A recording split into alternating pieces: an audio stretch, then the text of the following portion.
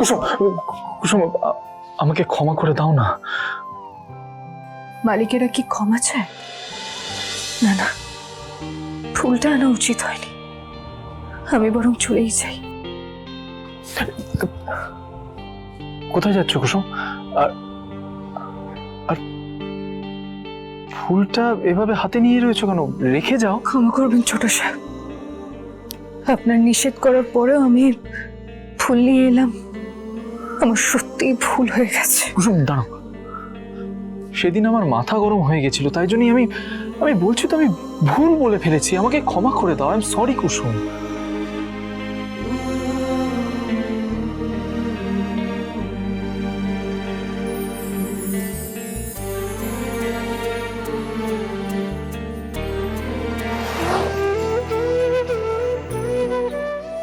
কুসুম, হাত ছাড়ুন ছোট সাহেব। ছাড়বো না। তুমি যতক্ষণ না পর্যন্ত ওই ফুলটা প্রত্যেক দিনের মতো তার নিজের জায়গায় রাখবে, আমি তোমার হাত ছাড়বো না। আপনি তো মালিক, আপনার কাজ হলো আদেশ দেয়া, আর আমার কাজ হলো সেই আদেশ মানা। সেদিন আপনি আমাকে ফুল আনতে বারণ করেছিলেন, আমি মেনে নিয়েছি। আজ বলছেন ফুল আনতে, ফুলটাকে নিজের জায়গায় রাখতে, সেই আদেশটাও আমি মানতে হবে। আপনার আদেশ না মেনে কি আমার কোনো উপায় আছে? আপনার আদেশের সামনে আমার আবেগ, আমার অনুভূতির কোনো দাম নেই ছোট সাহেব, তাই না? কুসুম, কুসুম, আমি কিন্তু সেটা বলতে চাইনি। আমি ছোট সাহেব, আমি বুঝি আপনি কি বলতে চেয়েছেন।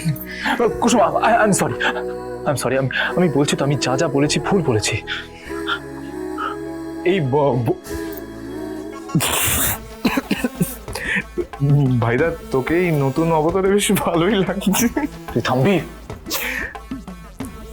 জাদুকর, শোনো না, বলছি বেচারাটাকে এবার ক্ষমা করে দাও প্লিজ।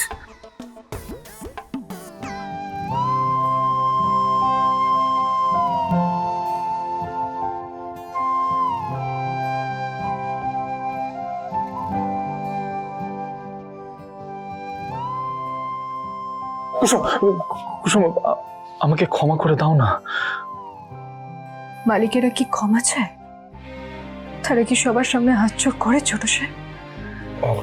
কুসুম, জাদুকর, ভাইদা, যা মনে হচ্ছে তোকে জাদুকর এত সহজে ক্ষমা করবে না। তুই বলতো এখন আমি কি করব? আমি কি করলেও রাত ভাঙবে? আমি বুঝতে পারছি না কি করলেও আমাকে ভালোবাসবে। একটু বল না। কি রে, হাসছিস কেন? বল। ভাইদা, প্রেমে একটা ফান্ডা আছে জানিস তো। নিজের মনের কথা মুখে আনতে হলে হয় জ্বলো, নাহলে চালাও। মানে মানে ভাইদা, তুই ডিরেক্টলি জাদুকরকে বলে দে যেই দুটো চোখকে তুই ভালোবেসে ফেলেছিস সেই মেয়েটাকে তুই খুঁজে বের করে নিয়েছিস। তারপর দেখবি জাদুকর হিংসে জ্বলে পুড়ে সব উড়ে দিয়েছে। এই মেয়েদের এটা একটু হয় জানিস তো। কারেক্ট। এই শোন শোন শোন, বস না, বস না, বস না। বলছি, তুই যেটা বলছিস সেটা কাজ হবে তো? লাভ গুরুর আদেশ, আজমাকে তো দেখো। ওরে থ্যাংক ইউ। হয় চলো, নয় চালাও। মা। ঈশান, গুরুদেবকে প্রণাম করো, আশীর্বাদ নাও। হ্যাঁ মা। গুরুদেব, সুখে থাকো, স্থিরমতি হও। এর স্ত্রী রত্নটিকে তো দেখছি না। আসলে অনুশ্রী একটু গ্রামে গেছে, কিছুদিনের মধ্যেই ফিরে আসবে। ও ফিরে এলে বলো এবার থেকে নিজের স্বামীর দিকে মন দিতে। নিজের স্ত্রীকে ওর প্রয়োজন আছে। গুরুদেব, আয়ুষের কুষ্টিটা একবার যদি একটু দেখে দেন। মানে মেঘার পর থেকে আমরা সবাই ভীষণ ভয় পেয়ে গেছি। মানে আমি দুঃখিত, আপনি আমাকে বারণ করেছিলেন, আমি তখন শুনিনি, কিন্তু ওর জীবনে আর কোনো বিপদ নেই তো?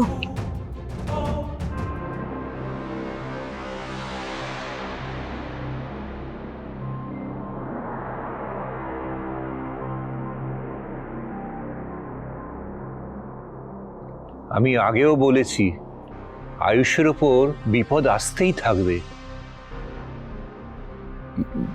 বলছি গুরুদেব, এর কি কোনো স্থায়ী সমাধান নেই? আছে, একটাই সমাধান আছে।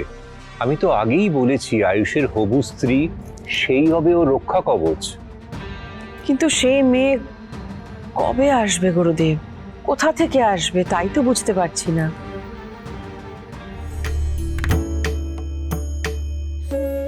সুখী হও মা। আমি বরং একটা শুভ মুহূর্ত বের করে তোমাকে বিশদে জানাবো। আপাতত যেটা করণীয় হলো যে আমার কাছে একটা মূর্তি আছে, তুমি আয়ুষকে আমার কাছে পাঠাবে ওই মূর্তিটা নিতে। আয়ুষ নিজে হাতে এই বাড়িতে ওই মূর্তি প্রতিষ্ঠা করবে। এটা করা খুব জরুরি, কেননা একটা বড় বিপদ আয়ুষের দিকে এগিয়ে আসছে।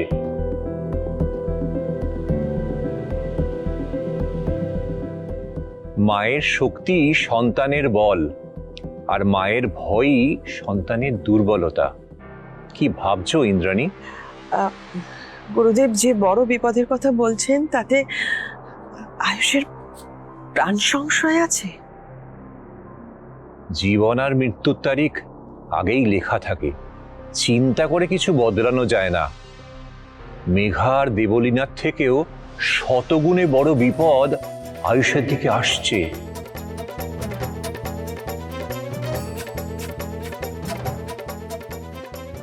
গুরুদেব, আয়ুষের যেন কোনো ক্ষতি না হয়, দয়া করে আপনি একটু।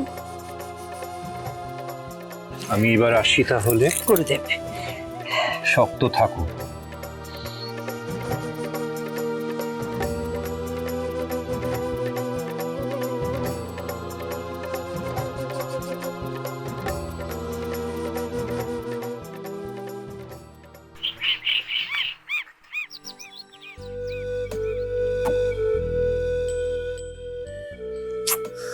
কুসুমের তো আগের মতোই সকাল সকাল ফুল নিয়ে আসার কথা, কিন্তু এখনো আসছে না কেন?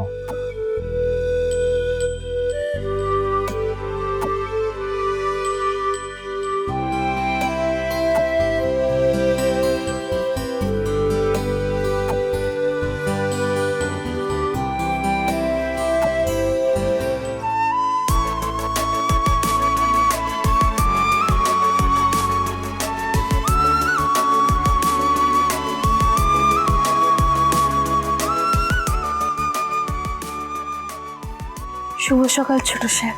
হ্যাঁ, আপনার সকালের জলখাবার তৈরি হয়ে গেছে, নিচে চলুন। জলখাবার তৈরি হয়ে গেছে বলে দিয়েছো, ব্যাস। আমার এই মুহূর্তে খিদে নেই, খিদে যখন পাবে তখন খেয়ে নেবো। ছোট সাহেব, খিদে থাক বা না থাক, শুধু মুখে তো আর অফিসে যাওয়া যাবে না। আপনি চলুন, আপনি অল্প কিছু খেয়ে নেবেন, আসুন।